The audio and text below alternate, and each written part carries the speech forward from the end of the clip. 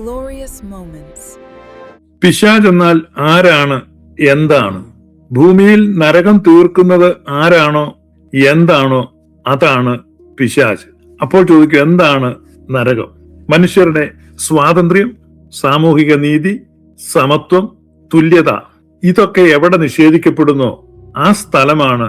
മനുഷ്യന്റെ അടിസ്ഥാന ആവശ്യങ്ങളാണ് അവന്റെ അന്തസ്, അവന്റെ തുല്യത, അവന്റെ സ്വാതന്ത്ര്യം, നീതി ഇതൊക്കെ നിഷേധിക്കപ്പെടുന്നത് എവിടെയാണ്? ആധുനിക മനുഷ്യന്റെ ചരിത്രം പഠിക്കുമ്പോൾ നമുക്ക് 3 പിശാചുക്കളെ കാണാൻ പറ്റും. 3 പിശാചുക്കളാണ് വ്യാപകമായി മനുഷ്യവർഗത്തെ രക്തച്ചൊരിച്ചിലൂടെ കൊന്നൊടുക്കിയത്. ഒന്നാമത് നമ്മൾ കാണുന്നത് കത്തോലിക്ക സഭയാണ്. 1000-ലധികം വർഷം തുടർച്ചയായി കത്തോലിക്ക സഭ ലോകത്തിന്റെ വിവിധ ഭാഗങ്ങളിൽ നടത്തിയ കൂട്ടക്കൊലയിൽ ആകെ കൊല്ലപ്പെട്ടവരുടെ എണ്ണം ആധുനിക ചരിത്രകാരന്മാരുടെ കണക്കുകൂട്ടലുകളിൽ അത് ഏകദേശം 1 കോടി ആണ് എന്ന് തിട്ടപ്പെടുത്തിയിട്ടുണ്ട്. രണ്ടാമത്തെ പിശാച് നമ്മൾ കാണുന്നത് ഇസ്ലാം മതമാണ്.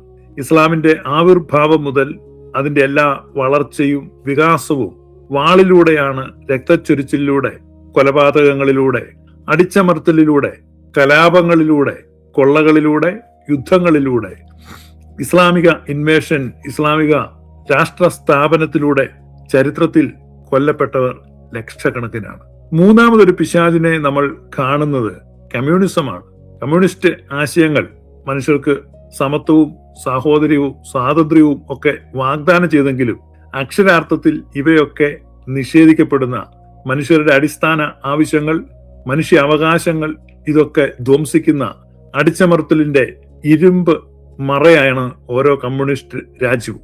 സോവിയറ്റ് യൂണിയനിലും ചൈനയിലും വിയറ്റ്നാമിലും ക്യൂബയിലും കംബോഡിയയിലും ഒക്കെ റൊമാനിയയിലും ഒക്കെ എത്രയോ കോടിക്കണക്കിന് ആളുകൾ കൊല്ലപ്പെട്ടു. ആധുനിക മനുഷ്യ ചരിത്രത്തിൽ 3 എൻറ്റിറ്റിയാണ് പിശാചിനുള്ള 1-ാം സ്ഥാനത്തിൽ മത്സരിക്കുന്നത്. ക്രൂരമായ മതപീഡനങ്ങളിലൂടെ മനുഷ്യരുടെ അടിസ്ഥാന ആവശ്യങ്ങളെ നിഷേധിച്ച്, മനുഷ്യരെ തമ്മിൽ വിഭജിച്ച്, മനുഷ്യരെ തമ്മിൽ അടുപ്പിച്ച്, അവരുടെ രക്തം കുടിച്ച് വീർത്ത 3 എൻറ്റിറ്റികളെയാണ് നമ്മൾ കാണുന്നത്. ഇതിലേറ്റവും കൂടുതൽ കൊലപാതകം നടത്തിയത് ആരാണ്? ഈ 3 പിശാചുക്കളിൽ ഏറ്റവും ക്രൂരനായ പിശാചാരാണ്? നിങ്ങളുടെ അഭിപ്രായങ്ങൾ നിങ്ങൾ കമന്റ് ചെയ്യുക. കത്തോലിക്ക സഭയാണോ, കമ്മ്യൂണിസമാണോ, അതോ ഇസ്ലാമാണോ? 1-ാം സ്ഥാനത്തിന് 3 എൻറ്റിറ്റികൾ മത്സരിക്കുകയാണ്. ഒരു കാര്യം ഓർക്കുക, ഈ 3 വ്യത്യസ്തമായ 3 ആശയധാരകളാണ് എന്ന് നിങ്ങൾക്ക് തോന്നുമെങ്കിലും ഇത് 3 ഒരുപോലെ ഐക്യപ്പെടുന്ന ഒരു കാര്യമുണ്ട്.